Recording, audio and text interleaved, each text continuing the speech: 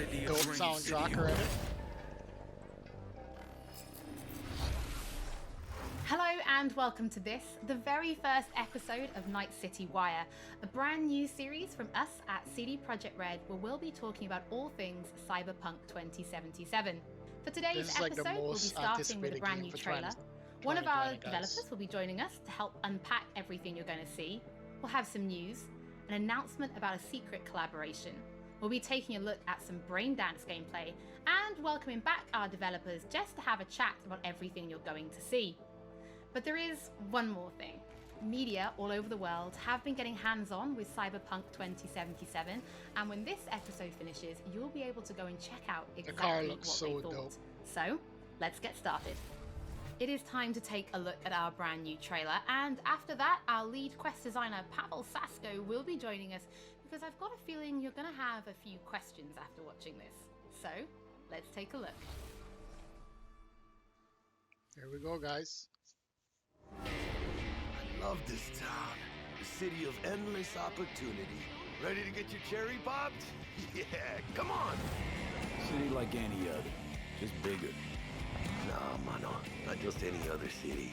Legends are born here.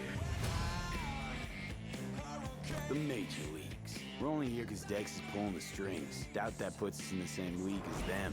But we are. They just don't know it yet. They pushed it but back if you to got November. The cojones and you know how to use them, This game was supposed to be out. I can't remember the date. I think it was supposed to be out already. Even then, you go out with a bang, right? You know, you can make heaps more eddies as a motivation. And they pushed it back one time, Yo, and Mr. V, they're pushing it pleasure. again. So Which I'm fine with. Dex? They're probably pushing it to get it closer to the next gen consoles. How about we go over the plan? There's this prototype tech, a biochip to be precise. Jobs to grab it. Guessing it belongs to a corp. Arasaka. We're robbing some heavy hitters. Thought you could blackmail me, fucker? High risk, high reward. First rule of the afterlife. Ka-ching, baby. Goes without saying, we do this on the hush. Ideally, no bodies, not a one. Sounds simple enough. He's lead, assholes! Is it gonna be dangerous? Don't you worry, mi amor. We're bulletproof. Get your ass moving now! What the fuck just happened in there? Can't stop digging Night City. Fucking Major Leagues. Happy now, Jackie? Yep, that's fucking high! Time to bail! Oh my god, we're so fucked. That font is so sick and it's so iconic. Fuck? Can't risk it, V. And you, who are you? Fuck. Kiana? So the trailer contains footage from the game's prologue only, but there was an awful lot in it. So Pavel, why don't you try and help us unpack everything that we just saw? Oh yeah, I mean, absolutely, I can try. So, what you have just seen is only the prologue of the game. So that awesome stuff is only happening in the first few quests. What the trailer shows you is really our stage, the Night City. You know, this gigantic city built of 6 completely unique districts, surrounded by the 7th one that we call the Badlands. Oh, As a that player, looks so you dope. are meeting Jackie. Jackie's your friend. Now, they together are trying to reach out for something that is very precious. They are trying to reach out for this chip of immortality, this gateway to eternal life. Jackie introduces you to Fixer Dexter Deshawn. He's a very important person in a social ladder of Cyberpunk. He is able to provide the player with various jobs and contracts to be able to gather money, to be able to modify their bodies, push themselves to the limits, to put their hands on the chip. But as you can expect, not everything goes as planned, and but to see it, you will have to play the game. There are an awful lot of really cool things in this trailer, and there's a few that I would just love to talk about a little bit more for the people at home. So let's start with talking about a gang called the Mox. Now, we see a few flashes of them in this trailer. I personally think they're really cool and one of my favorites, but can you give us a little bit more information about them? Oh yes, so the Mox is one of the gangs that player is going to interact with throughout the game. The Mox is the gang that has been formed in 2076 after death of Elizabeth Borden. She was called Lizzie. Now, she was an owner of a brothel and former sex worker, and she was protecting working guys and girls from harassment, from abuse, and the gang is really continuing her mission. And as a player, you are going to interact with that gang, meet multiple different NPCs, and craft your own relationship with them, and understand what they are all about. So earlier on, you did mention a 7th district, a place called the Badlands. Now, we saw a few shots of this in the trailer, but I'd love for you to give us a bit more detail about the district outside of the city walls. Okay, so the Badlands is this like dead, dried out space going around the whole Night City. And as a player, you'll be able to traverse that Graphics look space dope. in your I can car only or imagine this motorcycle. game This is a space on the that's next gen inhabited console by in the 4K. Nomads are Like, living I in watching different the stream families, and in they're 4K right traveling now. across Well, that space in not watching it convoys in made out 4K, of the but cars and motorcycles. I'd watch it on a As 4K player, screen, you'll be able whatever to that traverse means. and access different type of Obviously, open-world the stream content that isn't has in been 4K, prepared but specifically it still for looks you to, dope, like, so I get can that even imagine. awesome feel of the Badlands as an area. In the trailer, we also saw They like got a the car completely sound on metal point creature. too. Now, he didn't look like Like, I he was from the hate when video Maelstrom gang. games This looked make like car something sounds and it else. doesn't So match please tell the people at the home, real who thing. is this giant metal monster? Okay, so that big dude, that was Adam Smasher. He has been introduced in pen and paper in Cyberpunk 2020 by That our is- senpai Mike is sick. Smith. Adam Smasher is a fully converted cyborg. He was always a loyalist of Arasaka. And time has changed, and in 2077 he had to find his own space in Night City. But to find out, you'll have to play the game. In this trailer, we do see some flashes of a Ripper Doc called Victor Vector. I think if people have watched our previous gameplays, they might remember him. But I'd really like for you to give the people at home some more information about what Ripper Docs are and how they'll be interacting with them when they play Cyberpunk. So Reaper Dogs in our game, they are surgeons. They are like a specific type of a job in the social ladder of Cyberpunk. They are accustomed and specialized in replacing limbs to the metal ones. They can basically update your body, enhance your body, change you into this walking war machine. Dude, that's a lot of stuff you as can a player, do. you are This going game's to gonna meet be good. different kind of Reaper Dogs We in, all in the hope. game. Craft your own Fingers relationship crossed. with them. Some of them are like important characters. we've for been a disappointed story. many times Through that, when you will games look invest good. eddies that you're gathering to turn your body into this tool that allows you to survive on the streets of Night City. Pavel, thank you so much for joining us. I know you'll be back later in the episode because you're going to be helping us to analyze the Braindance gameplay. But before that, we do have some news to share. Earlier in the year, we announced that if you pick up Cyberpunk 2077 on Xbox One, you'll be able to play it on Xbox Series X when the console that's launches. what I was saying And before. just in case you missed it, it will be the same for PlayStation players as well. If you pick up Cyberpunk 2077 on PlayStation 4, you'll also be able to play it on PlayStation 5 when the console launches. And that's not all. There will be a free upgrade for Xbox Series X and PlayStation 5, but we'll have more details on that soon. To Night City. Before we reveal our first look at the Braindance gameplay and welcome back our developers for a chat, there is just one more thing we want to announce, something that we've been working on in secret for a while. We are very excited to announce our partnership with Studio Trigger and Netflix to bring you Cyberpunk Edgerunners, a standalone anime set in the Cyberpunk universe, which we've been working on for some time now. Edgerunners is due to launch in 2022, but for some more information, let's go to the team in Tokyo. 2 years, bro? I hate when they do that. Hi, my name is Saya Elder. I am the Japan-based producer for Cyberpunk Edgerunners. What I do basically on this project is that I am a fixer, to put it in the words of the Cyberpunk universe. We are a game company. We are a bunch of nerds, and wherever there are nerds, there's going to be anime fans. So it was always a dream for us to make anime. When we began this project, we were certain that we didn't want to make a recreation of the game. Cyberpunk Edgerunners is a standalone story set in the same universe. The stage is still Night City, but everything else is totally new. New characters, new story. I do like to think that it's going to be a great gateway for newcomers to come and check Cyberpunk game and also the Cyberpunk genre as a whole. Right now we're in Nakano, which is one of the biggest anime meccas of the world. I'm going to take you to Studio Trigger right now because we have the wonderful opportunity to talk to the Dream Team that will be bringing you this anime. こんにちは。トリガーの代表取締役の大塚です。監督の今石です。キャラクターデザインを担当する吉成です。ゲームのサイバーパンクのファンの方、今回初めて触れる方両方に満足していただけるようにアニメを作るつもりです。よろしくお願いします。今回はそのサイバーパンクという僕らが10代の、一ファンにしか過ぎなかった頃に生まれたジャンル、そういうジャンルのものをまた、時代が南進をして作れるというのが非常に楽しみです。トリガーも10年ということで、監督に今石、キャラクターデザインに吉成というトリガーの最強の布陣で、トリガー10周年にふさわしい作品にしていきたいと思います。お楽しみに。It's a long time to wait for that, bro. Now it is time to show you some gameplay of Braindance. This is a feature that you'll experience when you play Cyberpunk 2077. Braindance is essentially a recording of somebody else's experience. It allows you to relive their sense of sight, smell, touch, and even hearing, all thanks to a special device.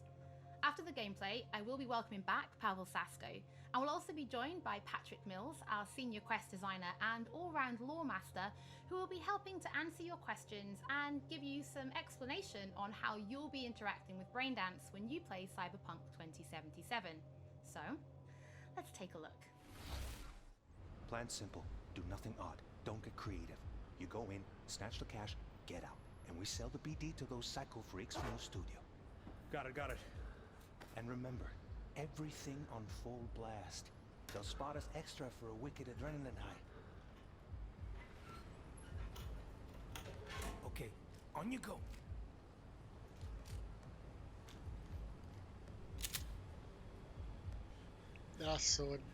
That's perfect. The sound, cocking the gun. On the ground.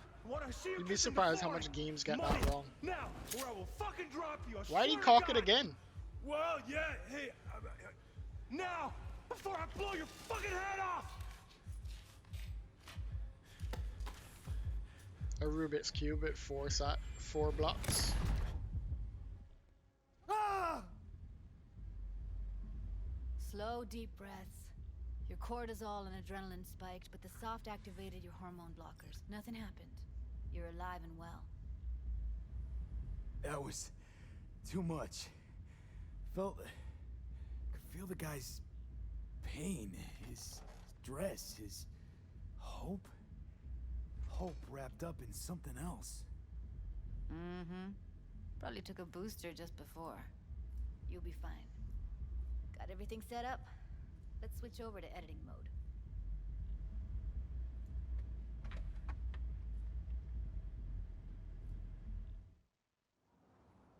I'll sever the link to the BD Roller's sensory array. You'll be able to look around freely. Whole scene's yours. Full cam control in analysis mode, so move around, zoom in and out, whatever else you come up with. Think of it as your own little sandbox. So analysis mode, you control playback. Can even pause when you feel the need. Then you use the editor console to unpause. Try it. This is like Watch Dogs. Do nothing odd. Don't get creative. But way better. Snatch the cash, get out. And we sell the BD to those psycho freaks from the studio. Got it. Dream as hell, right? Well, that's not all. You can speed things up or rewind, whatever you like. Give it a try. Rewind. Roll it back to the top.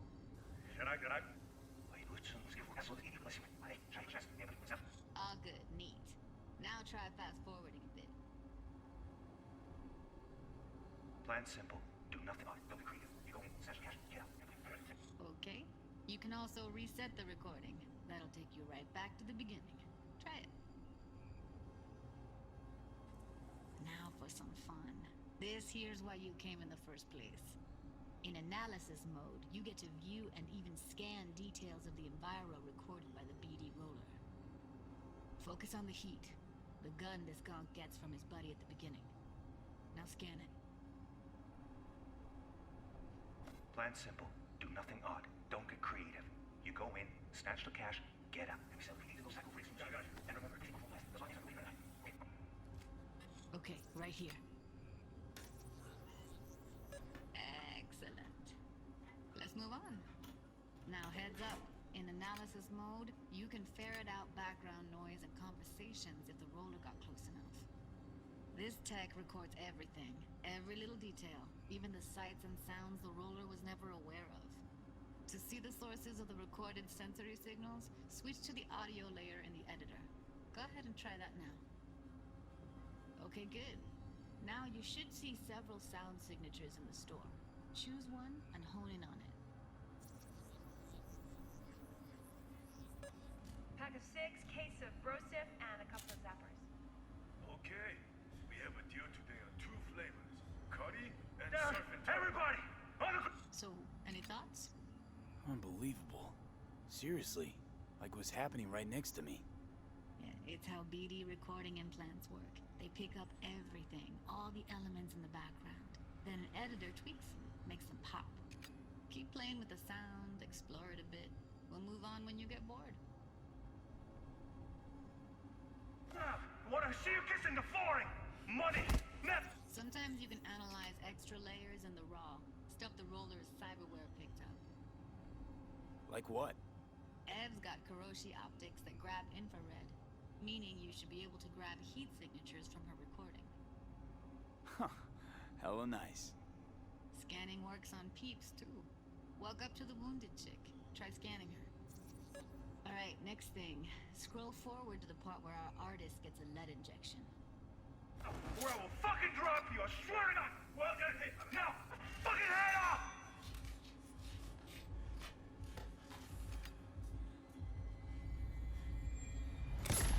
Oh! They shot him and he never saw it coming. But you will. Here it comes. My favorite part of the game.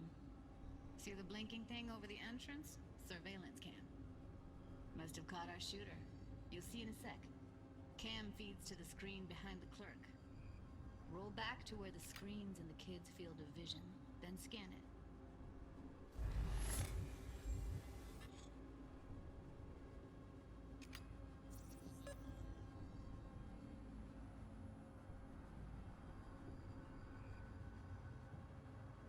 There's a lot going on, yo. Shot him. Probably planned to all along. Must have got a nice slice of cred on the black market for a BD like this. BD freaks are ready to pay a preem for a real flatline. Anyway, if you've seen enough, you can exit.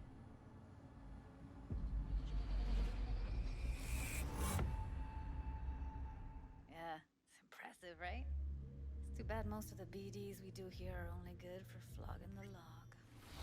So Braindance is a pretty big part of the Cyberpunk universe. It's not just something used for adult films. There is an awful lot to it. And there's two sides I'd really like you guys to help me explore. First is the lore, so how this actually fits into the universe, and then there's the gameplay side, so how players will be interacting with it. So Patrick, could you tell us more about the lore of Braindance? I would love to. So in the world of Cyberpunk 2077, Braindance was invented way back in the early 2000s at UC Santa Cruz. It was developed as a way of recording a person's experiences and then playing them back for someone else so that they could relive them as though it was happening to them. It was originally used for things like therapy and prisoner rehabilitation, but by 2077 it's become this global media industry, including things like movies, mass entertainment, things like that, video games, some interactive things, and of course adult fare as well. Now, in our game, we deal a lot with black brain dances, or XBDs as we call them, and there are different types of those, but the one that you saw in the trailer just there was a flatliner. Now that's where the person recording it actually dies during the recording. And it's popular with sort of an illicit kind of a thrill, but a mercenary can also use them for various things, and you'll see that in the game, of course. And from the gameplay perspective, we have been working a lot throughout last years trying to figure out the best way how to use the Braindance in the game as a mechanics. So what we have settled on is this Braindance editor mode. As a player, you will be able to run the Braindance in the editor mode and see different clues that have been registered on the peripheral of given actor. Now, as a player, you can slide on the timeline of that recording, back and forth, trying to uncover different clues. And that clues are actually telling a story in the game. So, as a player, you will run different investigations that will lead you to different mysteries, and you will uncover them actually using that brain dance as a mechanics in the game. So, as Pavel was saying, we use Braindance as a storytelling tool. It's not a collectible. It's not something where you're going to go in and you're going to play it and you're going to be like, I've seen this before. What we use Braindance for is to give you a keyhole into the life of the residents of Night City. And we can explore things like childhood trauma, religion, various philosophical ideas in a way that you might not otherwise experience in a story about a mercenary on the tough streets. So we've tried to talk about some of the aspects that we think the community will find really exciting, but you know, while you're both here, I'd love to know, what is it about Cyberpunk that you guys are really excited for? Patrick, why don't you start? So one of the things that I'm most excited about in this game is the characters and the way they interact with the world. We've got this really interesting world that stretches all the way back to the Cyberpunk 2020 source material and all of these events and all of those things, but those don't mean anything unless they connect with characters. And so when we come up with a character, we start with their function. What is this person? What do they do in the story? But we don't stop there. We go back and we figure out, what was their childhood like? What was their upbringing like? What kind of obstacles did they face in this harsh reality, and did they overcome them? And how did they overcome them, or did they not overcome them, and why? And you can see all of those things in their environment, in their dialogues, in sort of how they operate in the world.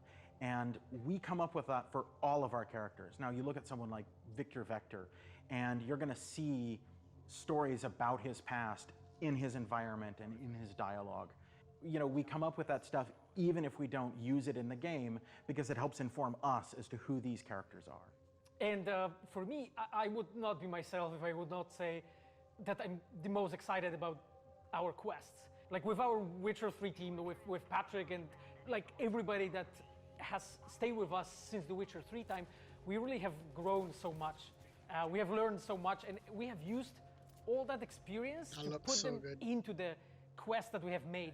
And you will not find really a filler in this game. Like, everything has a meaning. Like, we put so much effort into making sure that everything is rewarding, is interesting, is talking about characters, as Patrick said, is talking about worlds, is talking about emotions, like touching the player in a really, like a real way.